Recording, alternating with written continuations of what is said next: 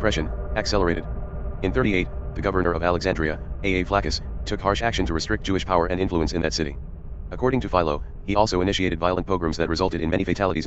Just 3 years later, Emperor Claudius issued his third edict, letter to the Alexandrians, in which he accused those Jews of fomenting a general plague which infests the whole world. This is a striking passage. It suggests that Jews all over the Middle East had succeeded in stirring up dangerous agitation toward the empire. It also marks the first occurrence in history of a biological epithet used against them. By the year 49, Claudius had to undertake yet another expulsion of Jews from Rome. All this set the stage for the first major Jewish revolt, in the year 66.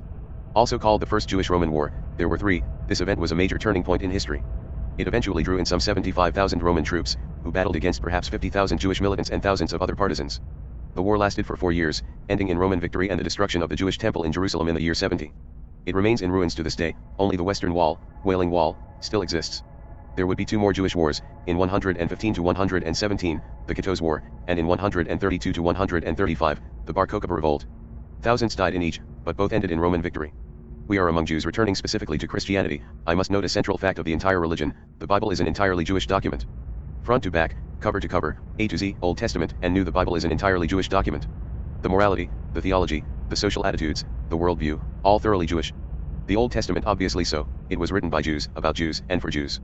The same holds with the New Testament, although with a slight twist. It was written by Jews, about Jews, but for non-Jews. This twist is crucial to the whole Jesus story. So let's look specifically at the New Testament. Regarding this most important document, Nietzsche put it well: I think, the first thing to be remembered, if we do not wish to lose the scent here, is that we are among Jews. 20 That is, all the characters are Jews, and all the writers as far as we can determine were Jews. Let me start with Jesus. Everything, the sum total, of what we know about Jesus comes ultimately from the four Gospels: Mark, Matthew, Luke, and John. Paul is no help here. His 13 epistles, letters, contain virtually no factual information about Jesus. The other NT letters are likewise useless. So we are stuck with the Gospels. The immediate problem is that the Gospels are unreliable when it comes to factual, historical information. They seem to be a mixed bag, some fact, some fiction. The hard part is separating the truth from the falsehood. If we temporarily set aside the various miracle stories, let's assume for now that the rest is factual information. What do we then know about Jesus? The first fact, above all, is that he was Jewish. If the Gospels tell us anything of certainty, it's that Jesus was a Jew. In fact, he was a Jew from birth, because both his father Joseph and his mother Mary were Jews. Joseph, we read, was of the house of David, Luke 1:27, and the Gospel of Matthew opens with a lengthy genealogy leading to him from Abraham. Mary was a woman born under the law of Judaism, Gal 4:4, and she was a blood relative of Elizabeth, of the tribe of Levi, Luke 1:5:36.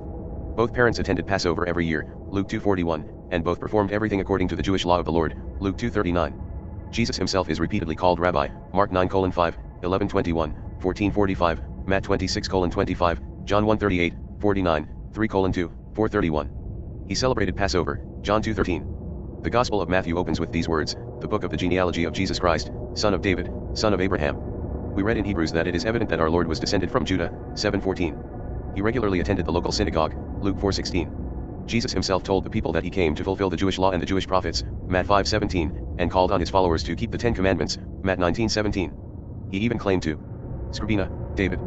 The Jesus Hoax, How St. Paul's Cabal Fooled the World for 2,000 Years, pages 18 to 20. Creative Fire Press. Kindle edition.